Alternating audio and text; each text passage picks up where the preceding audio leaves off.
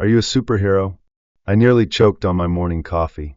I had just stepped onto my porch, hoping to enjoy a peaceful moment with my newspaper, when that high-pitched voice startled me. I turned my head slowly and squinted. Standing at the edge of my yard was a tiny human, no taller than my mailbox, with wild blonde curls and a face full of curiosity. He had a juice box in one hand and a half-eaten peanut butter sandwich in the other. "Excuse me?" I grumbled. The kid took a step closer, his eyes scanning me up and down like he was evaluating my potential. "I asked if you're a superhero. You look old, but maybe you're just hiding your powers." I blinked. "What kind of question was that?" "No," I said flatly, turning back to my newspaper. "Now go home, kid." But he didn't move. "What if you are, but you forgot?" He insisted. "Like, what if you're retired? Do superheroes get old?" I sighed. This was precisely why I avoided children. They had an endless supply of nonsense and no understanding of personal space. For the past 15 years, I had lived alone in this house. My wife, Eleanor, had passed away, and after that, I decided I didn't need anyone.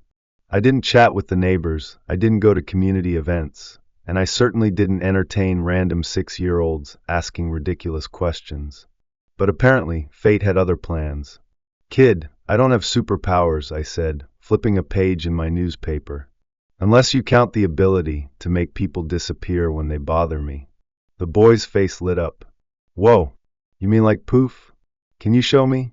I groaned. "It only works on adults."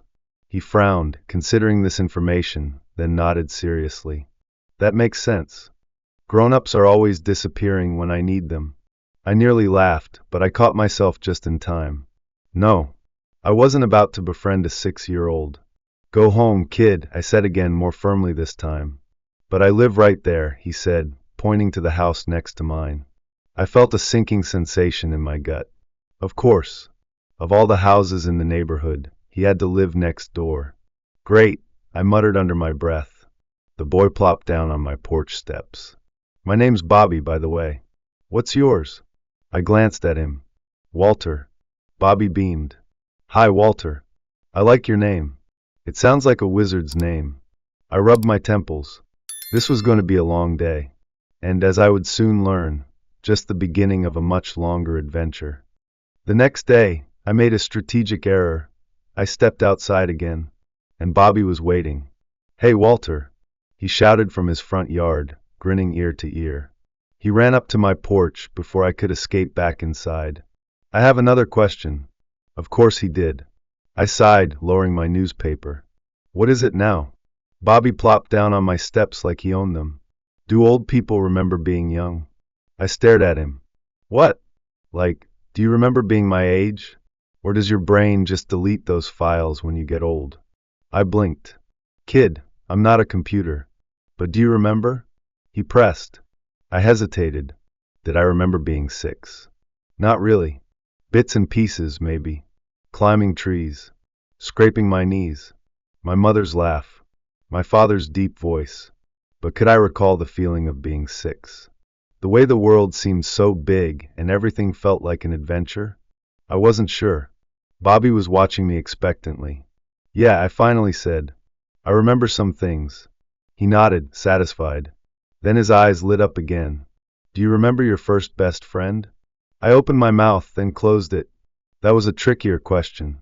My best friend as a kid had been Tommy Wilson. We did everything together, until life happened. Until we grew up and drifted apart, as people do. I hadn't thought about Tommy in decades.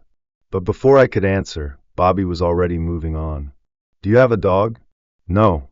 "Why not?" "Because dogs are noisy and messy." Bobby gasped. "But dogs are awesome. Not when they chew your furniture and pee on your floor."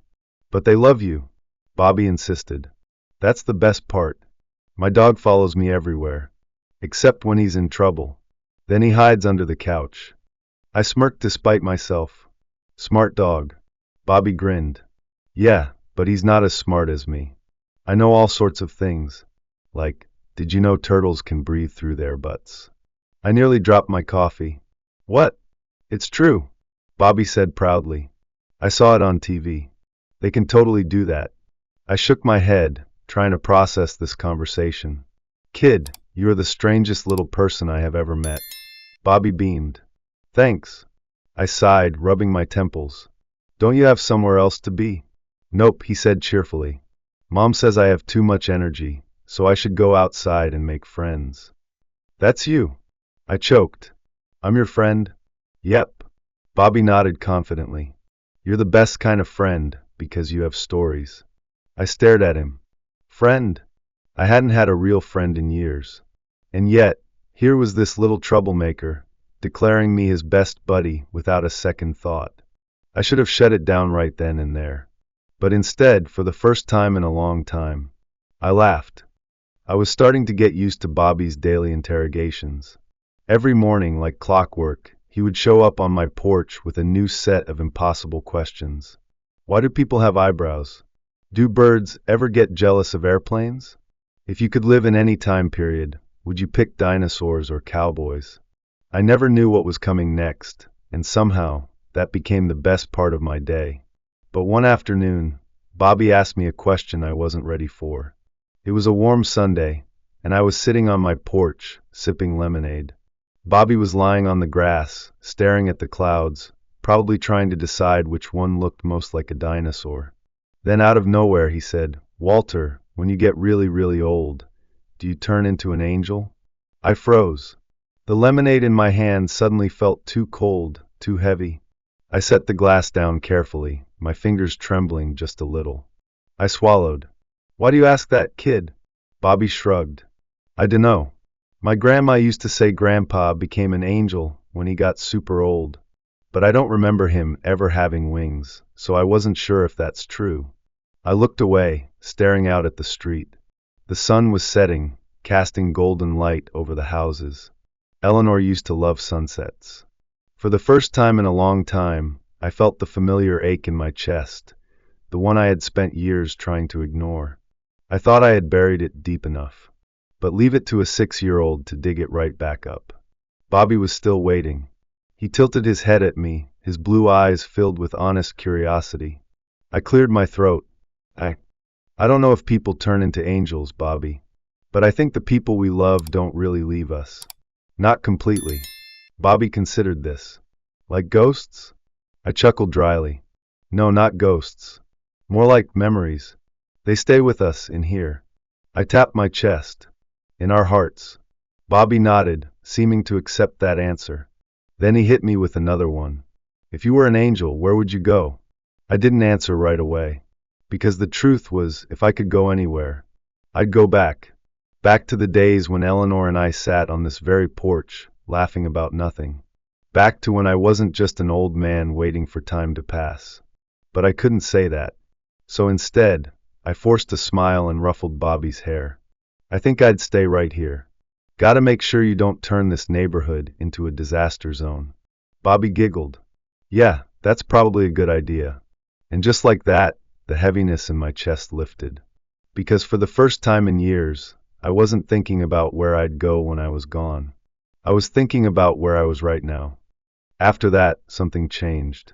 I didn't realize it at first, but Bobby had become a part of my routine, a part of my life. And, whether I liked it or not, I had become a part of his. One afternoon, I found myself sitting on my porch waiting. I told myself I was just enjoying the weather, that it had nothing to do with the fact that Bobby was late. But when I finally saw him running across the yard, holding a melting popsicle in one hand and waving at me with the other, I felt an odd sense of relief. Hey, Walter, he shouted. I brought you something. Before I could protest, he shoved half of his dripping popsicle into my hand. It was grape. I hated grape.